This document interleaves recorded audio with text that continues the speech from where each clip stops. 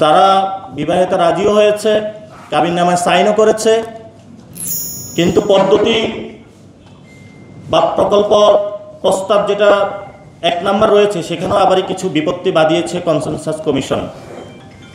সেখানে তারা কিছু শব্দ যোগ করেছে, বিবেচনা করিবে, হবে, সম্ভাবনা, অদ্ভুত অদ্ভুত শব্দ তারা যোগ করেছে। সেখানে আমরা এই শব্দগুলার সুস্পষ্টতা সরকারের কাছে দাবি করছি, কারণ বিবেচনা করিবে, নাও করতে পারে, এই ধরনের অস্পষ্টতার মধ্য দিয়ে আমরা ভবিষ্যৎ বাংলাদেশকে ঠেলে দিতে পারবো না।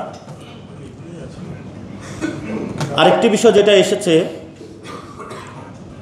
বর্তমান সবচেয়ে গণভোট নিয়ে, গণভোট কি আগে হবে নাকি পরে হবে? আমরা মনে করি এটা জামায়াত ইসলাম এবং বিএনপির মধ্যে একটা কুতর্ক। এই কুতর্কের মধ্যে আমরা জড়াবো না, বরঞ্চ দুই দলেরই উচিত ইলেকশন কমিশনকে শক্তিশালী করা।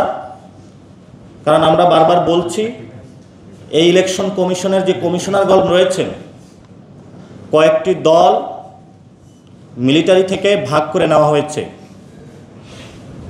ফলত এস্টাবলিশমেন্টের অংশ জায়গায় যখন এই ধরনের ভাগ বটোয়ারা হয়, এটা প্রত্যক্ষ প্রভাব কিন্তু হলো ইলেকশনের মধ্যেও পড়বে। তো যারা আপনারা, আমি মনে করি যে এখানে যারা রয়েছেন তারা কেউ এই ভাগ বটোয়ারা অংশগ্রহণ করেন নাই, কারণ ওনাদের কিছু প্রিন্সিপাল ইথিক্যাল জায়গা রয়েছে। ফলত আপনাদেরও এটা নিয়ে কথা বলা উচিত যে এই ধরনের কয়েকটি দল এবং মিলিটারির মধ্যে ভাগ বটোয়ারা যে কমিশনটা গঠিত হয়েছে সেটার অধীনে আসলে কিভাবে সুষ্ঠু ভোট হবে। এবং আপনাদের সাথে বিএনপি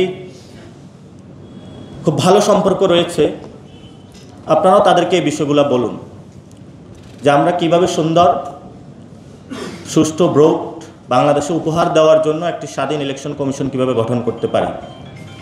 আমরা জাতীয় নাগরিক পার্টির পক্ষ থেকে জামায়াত এবং বিএনপির এই যে গণভোট আগে পরে এই যে কুতর্ক আছে, আমরা সেই কুতর্কে জড়াবো না, কারণ আমাদের সামনে অনেকগুলো কাজ রয়েছে, আমরা সেই কাজগুলোতে ফোকাসড হয়ে আছি। এবং জামায়াত ইসলামের প্রতি আমাদের আবেদন থাকবে যে আপার হাউসের যে পিয়ার, সেটা লোয়ার হাউসের পিয়ারটা নিয়ে এসে আপনি পুরা জিনিসটাকে হেলো বানিয়ে দিলেন। সো আপনাদের কিছু কিছু ক্ষেত্রে জাতির সামনে মুখে একটা অন্তরে একটা এই ধরনের যে আচার ব্যবহার রয়েছে এটা স্পষ্টত হচ্ছে। গণভোট প্রশ্নেও জামাত পরবর্তীতে হয়তো বা বিএনপির সাথে ঐক্যবদ্ধ হয়ে যাবে যে ঠিক আছে তাহলে ইলেকশনের দিনে গণভোট করি। সো এখন বিএনপি গতকাল অনলাইনে জারি করেছে না শব্দ। বিএনপির না শব্দ বলার কোনো ওয়ে নাই, তারা অলরেডি বলে দিয়েছে।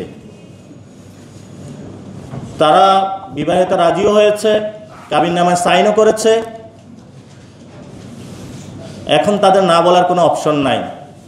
তাদের এটা আগে ভেবেচিন্তে করা উচিত ছিল।